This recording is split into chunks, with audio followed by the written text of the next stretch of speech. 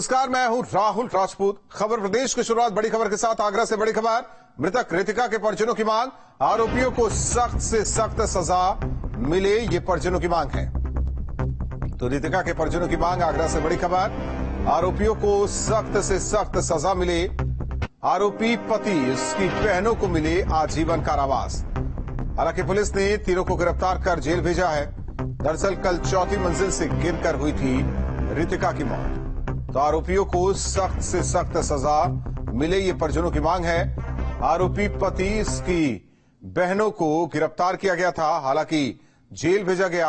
वहीं पुलिस पूरे मामले की जांच पड़ताल में जुटी हुई है। दरअसल कल चौथी मंजिल से गिरकर रितिका की मौत हुई थी। तो आगरा में ब्लॉगर रितिका की हत्या के बाद उसके परिजनों का रो रो कर बुरा हाल है। रितिका के परिजन उसका शव लेने के लिए पोस्टमार्टम हाउस पहुंचे, जहां रितिका की मां ने इंसाफ की गुहार लगाई, दोषियों को आजीवन कारावास की मांग की। इस तरीके से मारा तो और बेटियां कैसे सुरक्षित रह सकती हैं? सरकार कहती है कि बेटियां सुरक्षित है। कहाँ सुरक्षित है बेटियां मेरी? जब घर में घुस करके गुंडे मार रहे हैं तो कहाँ सुरक्षित है बेटी? मैं चाहती हूँ इसको आजीवन कारावास सजा मिलनी चाहिए। मैं चाहती हूँ कि ये घुट-घुट के मरे, तड़प के मरे। ये किसको सजा मिलनी चाहिए? सबको मिलनी चाहिए। इसका भाई है और इसका वकील है जीजा आकाश का, और ये बुतुल को। हाँ, इनको सजा मिलनी चाहिए, 4 लोगों को। इनको अच्छे से सजा मिलनी चाहिए। मैं बस सरकार से यही गुहार लगाना चाहती हूँ, मुझे इंसाफ चाहिए। किसी के साथ इतनी बुरी तरीके से मेरी बेटी को मारा है, तो जब घर में सुरक्षित नहीं है तो बाहर बेटियां कहाँ से सुरक्षित रह जाएंगी? मुझे इंसाफ चाहिए सरकार से, और कुछ नहीं चाहिए मेरी बेटी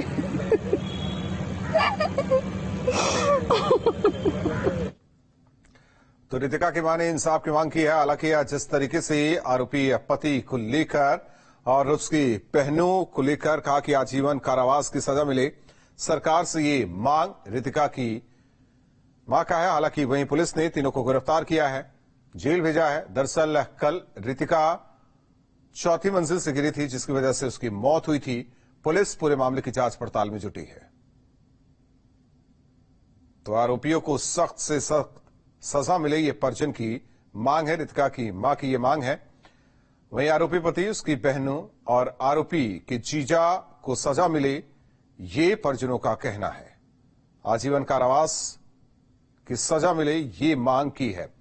विनीत दुबे हमारे साथ सहयोगी जुड़े हुए हैं। विनीत, जाहिर तौर पर कल तस्वीर भी सामने आई थी, सीसीटीवी फुटेज भी सामने आया था। हालांकि आज जब पोस्टमार्टम हाउस में शव लेने के लिए परिजन पहुंचे तो उनकी बस एक मांग कि सभी को सख्त से सख्त सजा मिले।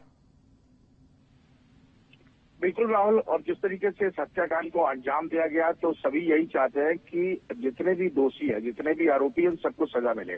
खासतौर पर अभी रितिका की मां और उसके पिता गाजियाबाद से पहुंचे हैं सबको लेने के लिए, और उस दौरान उन्होंने सरकार से बस एक ही मांग रखी है कि बेटियां सुरक्षित हों, और इस तरीके से जो लोग हत्याकांड को अंजाम देते हैं इनको कड़ी कड़ी सजा मिले, आजीवन सजा का कारावास इनको हो, ताकि आगे से इस तरीके के हत्याकांड को अंजाम ना दिया जाए और ऐसी कोई कृत्य दोबारा न दोहराया जाए। फिलहाल पुलिस पूरे मामले में छानबीन में लगी हुई है, और दोनों जो आरोपी फरार है उनकी सीडीआर निकलवाई जा रही है। इसके अलावा तमाम साक्ष्यों को वहां जुटाया जा रहा है सीसीटीवी फुटेज के माध्यम से। और आकाश, जो उसका पति है, रितिका का पति जो है, उसकी बैकग्राउंड निकाली जा रही है कि उसकी हिस्ट्री क्या है, कितने पहले कोई मुकदमा तो नहीं है, और जो 2 आरोपी इसके साथ आए थे, जो 5 लोग टोटल साथ में आए थे, तो उनकी भी हिस्ट्री खंगाली जा रही है कि आखिर इसमें कहीं किसी और घटना में तो शामिल नहीं है या इससे पहले। तो जिस तरीके से हत्याकांड को अंजाम देने के बाद आपने एक तस्वीर देखी होगी कि वो नीचे उतर के आता है और उसके बाद गली में से दुपट्टा निकालने की कोशिश करता है, उसके हाथ खोलने की कोशिश करता है। तो ये कहीं ना कहीं कोई एक ऐसा ही व्यक्ति अंजाम दे सकता है जो पहले से इस तरीके की घटना घट चुका हो। तो कोशिश की जा रही है कि सभी साक्ष्य जुटाए जाए, लेकिन फिलहाल तीनों आरोपियों को जेल भेज दिया है और 2 आरोपी फरार है, उनकी तलाश की जा रही है। हालांकि एक चीज विनीत, ये सब तो फुटेज तो सामने आ गया है, वीडियो, जिसके आधार पर पुलिस कार्रवाई भी कर रही है। फ्लैट के अंदर होता ऐसा क्या है कि कहे कि गुस्सा 7वें आसमान पर, और जो बातें निकलकर सामने आ रही है कि मर्डर किया गया, उसे फेंका गया, पहले दुपट्टे से गला घोटा गया, इस तरीके से बहुत सारी चीजें आ रही। लिव इन में रहने वाला शख्स वो क्या कुछ पुलिस को बता पाया है? राहुल, ये कल से ही न्यूज स्टेट इस बात को दिखा रहा है। हमने विपुल को भी दिखाया और विपुल के बयान को भी सुनवाने की कोशिश की थी। विपुल जो कि लिव इन रिलेशन में रह रहा था साथ में रितिका के, विपुल का साफ स्पष्ट कहना था कि 5 लोग आते हैं, सबसे पहले दरवाजा खटखटाते हैं, क्योंकि विपुल जो है वो फिरोजाबाद से ही आकाश के संपर्क में था, पुराने ये रहने वाले थे और एक दूसरे को जानते भी थे। तो और 1 साल से लगातार जो आकाश इसका जो पति है वो विपुल को धमकाता भी रहा है। इससे पहले भी यहाँ बीच में कई बार बातचीत भी हुई और ये 1 साल से लगातार इस मौके की फिराक में था कि आज और उस दिन भी जब महिलाओं के साथ आते हैं तो शायद कोशिश यही होगी कि हो सकता है रितिका को साथ में अपने ले जाने की कोशिश हो रही हो। और विनीत, जिस तरीके से लगातार पुलिस जांच पड़ताल कर रही है, लेकिन परिजनों की ये हम मांग की कड़ी से कड़ी सजा आरोपियों को मिले। बहुत बहुत धन्यवाद विनीत इस जानकारी के लिए।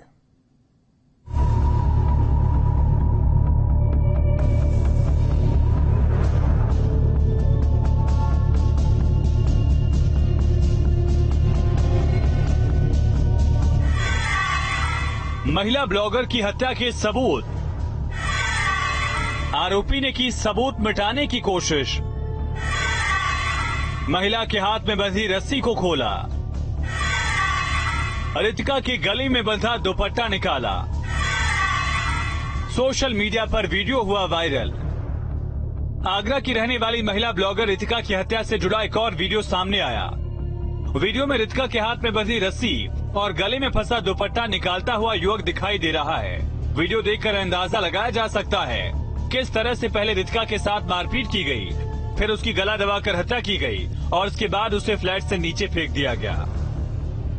रियल लाइफ में गुमशुम थी रितिका, सोशल मीडिया पर एक्टिव थी रितिका, इंस्टाग्राम पर थे 44,000 फॉलोअर्स, फैशन फूड के वीडियोस करती थी शेयर। सोशल मीडिया पर एक्टिव रितिका रियल लाइफ में बहुत शांत रहती थी। रितिका ने इंस्टाग्राम पर द सेसिएटिंग सोल के नाम से अकाउंट बना रखा था। अकाउंट पर 44,000 फॉलोअर्स हैं। रितिका सिंह अपने इंस्टाग्राम पेज पर फैशन और फूड के वीडियो शेयर करती थी, जिन पर कई हजार लाइक्स आते थे। रितिका ने अपने इंस्टा पेज पर अब तक 375 वीडियोस अपलोड किए थे। सोशल लाइफ बनी मौत की वजह, सोशल मीडिया पर बना था दोस्त। फेसबुक फ्रेंड के साथ रहती थी रितिका। 2019 से लिव इन में रह रही थी रितिका, पति को छोड़कर लिव इन में रह रही थी। सोशल मीडिया से इतना गहरा संबंध ही रितिका को उस मोड़ तक पहुंचाने का काफी हद तक जिम्मेदार है। रितिका फेसबुक पर एक विपुल अग्रवाल नाम के शादीशुदा युवक के संपर्क में आई। धीरे धीरे ये संपर्क संबंध में बदल गया और इसी के साथ रितिका सिंह लिव इन में रहने लगी। जब रितिका की हत्या की गई उस वक्त भी फ्लैट में वही शख्स मौजूद था। पुलिस गिरफ्त में फेसबुक फ्रेंड, पूछताछ में कई अहम खुलासे, पति उसके दोस्तों पर आरोप, हत्या के दौरान मौजूद था फ्रेंड। पुलिस ने रितिका के फेसबुक फ्रेंड विपुल अग्रवाल को गिरफ्तार कर जब पूछताछ की तो उसने हत्या से जुड़ी सारी जानकारियां दी। विपुल के मुताबिक रितिका का पति आकाश गौतम अपने 4 दोस्तों के साथ उसके फ्लैट पर सुबह ही आए थे। रितिका का पति होने की वजह से विपुल ने ही गेट खोला था, जिसके बाद 5 लोगों ने वारदात को अंजाम दिया।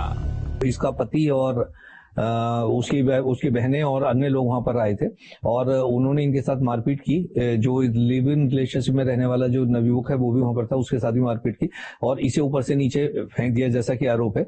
इस संबंध में पुलिस ने तत्काल कार्रवाई करते हुए बॉडी को वहां से भिजवाया। हालांकि बताया जा रहा कि हत्या के बाद आसपास के लोगों ने मौके से पति और उसकी सहयोगी 2 महिलाओं को पकड़कर पुलिस के हवाले कर दिया था। पुलिस ने मौके से ही लिव इन में रह रहे आकाश को भी हिरासत में लिया। पुलिस सभी आरोपियों से पूछताछ कर रही है। जल्द ही हत्या की वजह और साफ होने वाली है। रितिका हत्याकांड को लेकर पुलिस हर पहलू पर जांच कर रही है। पुलिस ने अपार्टमेंट से साक्ष्य जुटाए हैं, साथ ही साथ सीसीटीवी फुटेज भी देखी जा रही है। इसके अलावा फरार आरोपियों की सीडीआर भी निकाली जा रही है। कोशिश यही है कि किसी भी आरोपी को बख्शा नहीं जाए। तीनों आरोपियों को जेल भेज दिया है, साथ ही साथ 2 फरार आरोपियों की तलाश की जा रही है। इसके अलावा पुलिस उन सभी साक्ष्यों को जुटाना चाहती है जो इस हत्याकांड से जुड़े हुए हैं। पुलिस के अनुसार आकाश की बैकग्राउंड भी निकाली जा रही है कि कहीं उसका कोई क्रिमिनल बैकग्राउंड तो नहीं है। इन सभी बातों को लेकर आगरा पुलिस काम कर रही है और उम्मीद है कि जल्द कुछ और खुलासा इस हत्याकांड में सामने आएगा। वीडियो जर्नलिस्ट मनोज के साथ आगरा से विनीत दुबे, न्यूज उत्तर प्रदेश। बरेली में एक लड़की ने आत्महत्या से पहले अपने प्रेमी को 1-2 बार नहीं 40 बार कॉल किया, लेकिन उसने फोन रिसीव नहीं किया। जिससे परेशान होकर लड़की ने जहर खाकर मौत को गले लगा लिया। क्या है 40 कॉल का राज? क्यों प्रेमिका ने इतना बड़ा कदम उठाया? इस रिपोर्ट के जरिए समझिए। ये इश्क नहीं आसान, बस इतना समझ लीजिए, कुछ ऐसा ही हुआ जब एक प्रेमिका ने अपने प्रेमी की ख्वाहिश सुनकर मौत को गले लगा लिया। ख्वाहिश थी वीडियो चैट में प्रेमिका का चेहरा देखने की। यह ख्वाहिश जिद में बदल गई, लेकिन प्रेमिका नहीं मानी, जिसके बाद प्रेमी ने ट्रेन से कटकर जान देने की धमकी दे डाली और अपना फोन ऑफ कर लिया। प्रेमिका ने कई बार उससे बात करना चाही, लेकिन फोन बंद था। परेशानी डर में बदल गई और लड़की ने जहर खाकर जान दे दी। मामला बरेली के इज्जत नगर थाना क्षेत्र का है। घटना के बाद लड़की के पिता ने आरोपी प्रेमी के खिलाफ इज्जत नगर थाने में तहरीर दी और आरोप लगाया है कि बेटी को धमकाकर आत्महत्या करने के लिए मजबूर किया गया। इस बार मुझे परेशान नहीं कर रहे थे, वो इतना टॉर्चर कर रहा था कि फैमिली से वो कुछ नहीं कहना चाह रही थी। वो लड़के ने बोला है मैं ट्रेन से जाके मर जाऊंगा। फिर लड़की ने बोला है उसके बाद कि मैं जहर खा रही हूँ। उसने 40 कॉल करी लड़की ने। लड़की की मौत के बाद उसके मोबाइल से सुसाइड का राज खुला। पिता की शिकायत पर पुलिस ने मुकदमा दर्ज कर आरोपी प्रेमी की तलाश शुरू कर दी है। तहरीर में उनके द्वारा बताया गया कि इनकी पुत्री का एक लड़के से व्हाट्सएप पर चैट के माध्यम से बात हो रही थी। इनकी पुत्री के द्वारा लड़के से फोन पर संपर्क करने के लिए 40 कॉल कॉल किया गया, जैसा कि इनके द्वारा तहरीर में बताया गया है, लेकिन लड़के की तरफ से कोई रिस्पॉन्स नहीं आया। इससे इनकी पुत्री जो है डर कर सल्फास की गोली खा ली और इलाज के लिए इन्हें एक निजी अस्पताल में भर्ती कराया गया, जहाँ दौरान इलाज इनकी मृत्यु हो गई। बरेली में सुसाइड से सनसनी फैल गई। सबके जहन में बस यही सवाल है कि आखिर एक छोटी सी बात पर लड़की ने इतना बड़ा कदम क्यों उठा लिया। बरेली से मनोज कुमार के साथ टीम न्यूज स्टेट। लखनऊ में रेलवे के ठेकेदार के 3 बदमाशों ने घर में घुसकर दिन दहाड़े गोली मारकर हत्या कर दी। मौके से बदमाश फरार हो गए। हैरान करने वाली बात यह कि ठेकेदार की सुरक्षा में लगे 3 सुरक्षा गार्ड भी हत्या के बाद से लापता है। भागते वक्त बदमाश घर में लगे सीसीटीवी का डीवीआर और जरूरी दस्तावेज भी अपने साथ ले गए। वहीं पुलिस ने टीम गठित कर बदमाशों की तलाश शुरू कर दी है। एक वीरेंद्र ठाकुर नाम के एक व्यक्ति है जो कि मूलतः बिहार के रहने वाले हैं। इनकी 3 अज्ञात लोगों ने गोली मार करके इनकी हत्या कर दिया। पुलिस जब घटनास्थल पर पहुंचती है तो पता चलता है कि इनके यहाँ 3 आर्म्ड गार्ड भी इनके साथ यहाँ पर मौके पर थे और जो कि आर्म्ड गार्ड इस घटना के बाद से आर्म्ड गार्ड वो भी अभी नहीं है, अभी गायब है। इसके अतिरिक्त घटना की क्या वजह थी इसकी जानकारी की जा रही है। यह भी प्रकाश में आया है। लखनऊ के कैंट थाना क्षेत्र के नीलमथा इलाके में दिन दहाड़े बदमाशों ने रेलवे के ठेकेदार वीरेंद्र कुमार की गोली मारकर हत्या कर दी। इस वक्त हम घटना स्थल पर मौजूद हैं और सामने ये वीरेंद्र का घर है, जिसमें दबे पांव दस्तक देने वाले 3 बदमाशों ने पहले उनके परिजनों को एक कमरे में बंद किया और फिर बेड पर किसी से फोन पर बात कर रहे वीरेंद्र सिंह के सिर में गोली मार दी। वीरेंद्र को 2 गोलियां लगी हैं और सामने उस कमरे की तस्वीरें हम आपको दिखा रहे हैं जिसमें वीरेंद्र आराम कर रहे थे और उनके जो 2 बच्चे थे वो भी उन्हीं के साथ में यहाँ पर मौजूद थे। वीरेंद्र के दोनों बच्चों को बदमाशों ने ठीक बगल के कमरे में बंद कर दिया। उससे पहले आप देखिए यहाँ पर किस तरह से जो खून के धब्बे फैले हुए हैं, उससे साफ जाहिर है कि बदमाशों ने किस तरह से उन्हें मौत के घाट उतारा और संघर्ष की तस्वीरें इस कमरे से बयां हो रही हैं। टीवी नीचे गिरा हुआ है और बताया जा रहा है कि कमरे के अंदर रखी तमाम फाइल भी बदमाश अपने साथ लेकर के गए हैं। ठीक बगल का ये कमरा है जिसमें वीरेंद्र के जो बीच का एक बेटा था और छोटा बेटा था, उसे बदमाशों ने इस कमरे में बंद कर दिया। वीरेंद्र ने अपनी सुरक्षा के लिए 3 आर्म गार्डों की भी घर के अंदर तैनाती की थी जो उस वक्त घर के अंदर मौजूद थे, लेकिन बदमाशों ने उन्हें भी एक दूसरे कमरे में कैद कर दिया। तो कहीं ना कहीं पुरानी रंजिश को लेकर के पुलिस इस पूरे मामले की पड़ताल कर रही है, लेकिन जिस तरह से इस हत्याकांड की वारदात को अंजाम दिया गया है उससे एक बार फिर कानून व्यवस्था पर सवाल खड़े हो रहे हैं। जयकृष्णा, न्यूज स्टेट, लखनऊ। अमरोहा से बड़ी खबर। गैंगस्टर एक्ट में करोड़ों की संपत्ति कुर्क। प्रशासन ने कमर अहमद की संपत्ति कुर्क की। बड़ी खबर इस वक्त की आपको बता रहे। अमरोहा से गैंगस्टर एक्ट में करोड़ों की संपत्ति कुर्क। प्रशासन ने कमर अहमद की संपत्ति कुर्क की। तो कुर्की की कार्रवाई किस तरीके से हो रही, तस्वीर भी आपको दिखा रहे हैं। गैंगस्टर एक्ट में करोड़ों की संपत्ति कुर्क। अमरोहा से बड़ी खबर। प्रशासन ने कमर अहमद की संपत्ति कुर्क की। भारी पुलिस बल की मौजूदगी में कार्रवाई की गई। कमर अहमद पर चंदन की तस्करी का आरोप है। 2020 में 50 करोड़ की चंदन की लकड़ी बरामद हुई थी। तो गैंगस्टर एक्ट में करोड़ों की संपत्ति कुर्क। बाकायदा यहां कुर्की की कार्रवाई की गई अधिकारियों की तरफ से। जिस दौरान कार्रवाई की जा रही थी, सील किया जा रहा था, वो तस्वीर आपको दिखा रहे हैं। भारी पुलिस बल भी मौके पर तैनात था। कमर अहमद पर चंदन की तस्करी का आरोप। 2020 में 50 करोड़ की चंदन की लकड़ी बरामद हुई थी।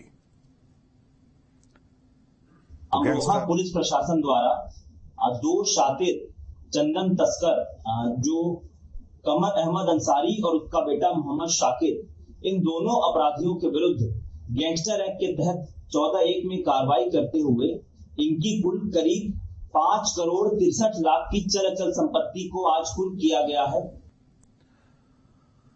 कानपुर हिंसा में रुमाल दिखाने वाले आरोपी अजीम को पुलिस ने गिरफ्तार किया है। 3 जून को नई सड़क पर हुई हिंसा में आरोपी अजीम ने रुमाल दिखाकर भीड़ बुलाई थी। बीकनगंज थाना पुलिस और एसआईटी ने अजीम को गिरफ्तार किया है। दरअसल 3 जून को जिस तरीके से कानपुर में हिंसा हुई थी, अजीम दंगाइयों हिंसा करने वालों को रुमाल दिखाया था। इसके बाद किस तरीके से पथराव किया गया था, उस दौरान की तस्वीरें सबने देखी। हालांकि अब गिरफ्तारी अजीम की हुई है। ये वही शख्स जो सीसीटीवी में कैद हुआ था, रुमाल दिखाकर किस तरीके से पथराव के लिए उपद्रवियों को इशारा कर रहा था।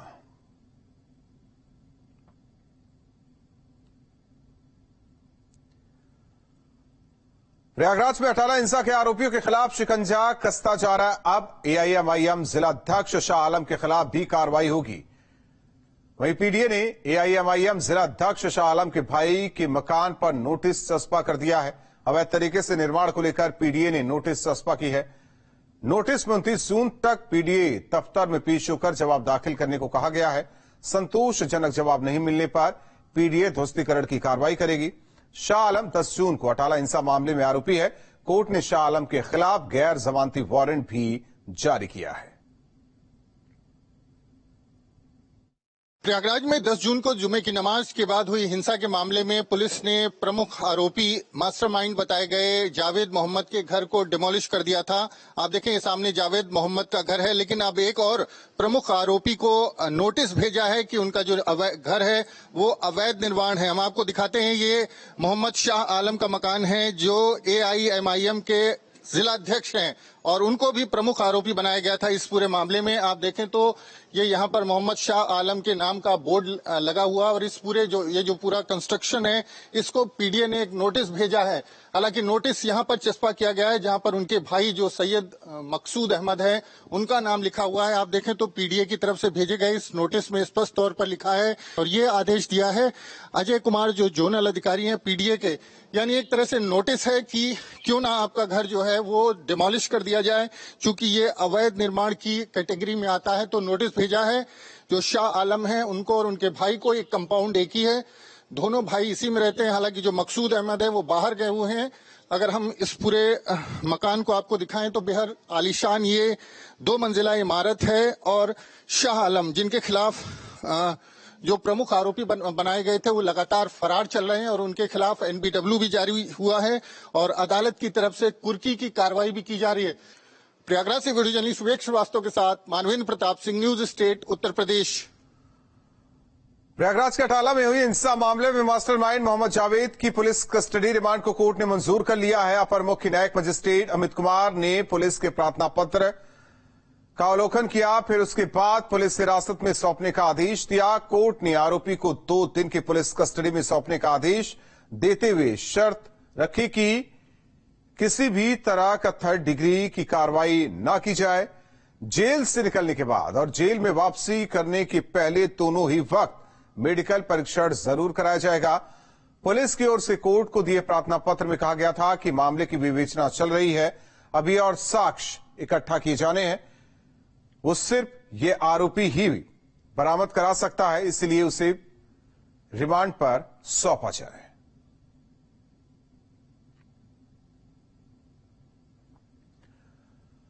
बड़ी खबर अम्बेडकर नगर से गौ तस्कर के आरोपी पर शिकंजा। पुलिस ने आरोपी अजमेरी की संपत्ति कुर्की। 6,72,000 की अचल संपत्ति कुर्क। तो गौ तस्कर के आरोपी पर शिकंजा, अम्बेडकर नगर से बड़ी खबर।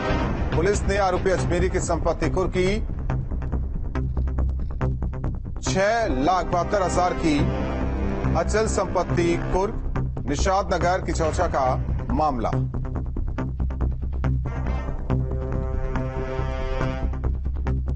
तो गौ तस्कर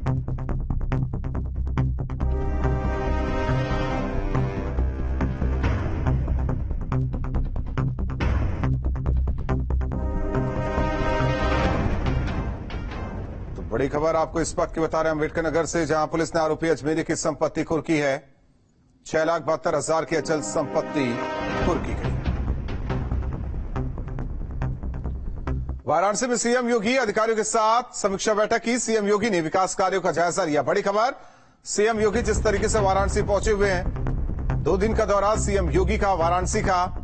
अधिकारियों के साथ उन्होंने समीक्षा बैठक की। बड़ी खबर इस वक्त की, वाराणसी में सीएम योगी ने अधिकारियों के साथ बैठक की, समीक्षा बैठक।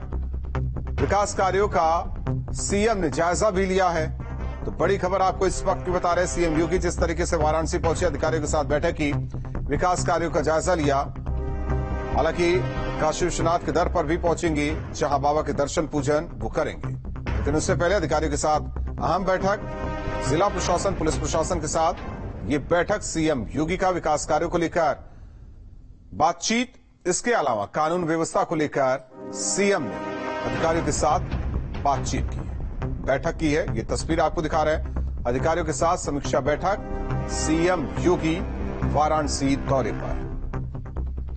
तो सीएम योगी ने विकास कार्यों का जायजा लिया। इसके अलावा अधिकारियों के साथ समीक्षा बैठक की।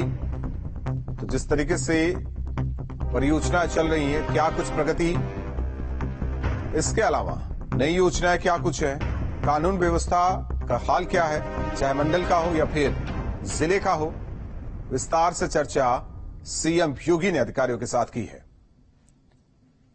हालांकि ये भी कहा जा रहा है कि काशी विश्वनाथ के दर पर सीएम योगी पहुंचेंगे, जहां बाबा विश्वनाथ का वो दर्शन पूजन करेंगे।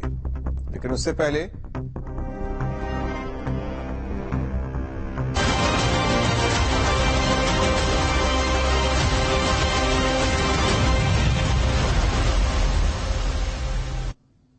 रामपुर और आजमगढ़ उपचुनाव में वोटों की गिनती से पहले सभी पार्टियां जीत को लेकर आश्वस्त दिख रही हैं। वोटों की गिनती के बाद किसकी जीत होगी और किसकी हार, ये तस्वीर साफ हो जाएगी।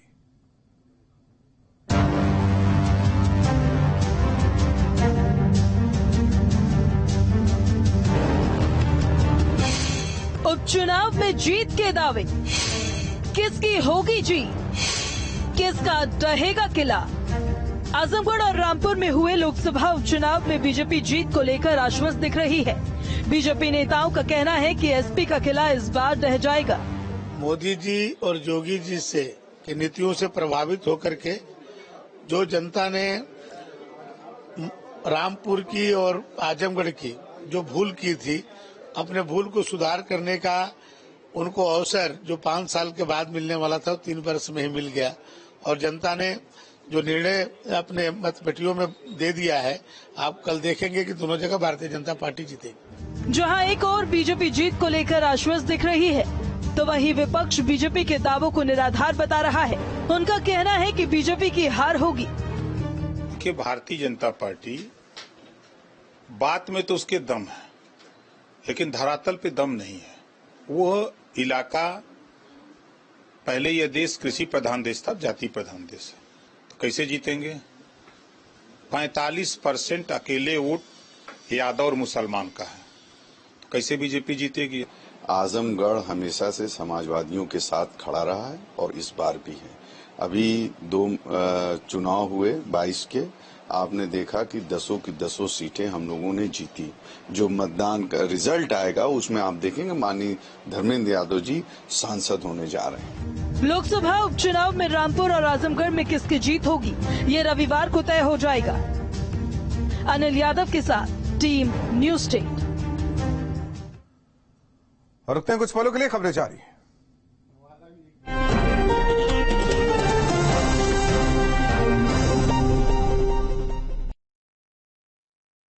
स्मार्ट वो है जो काम भी पूरा करे और किसी को पता भी नहीं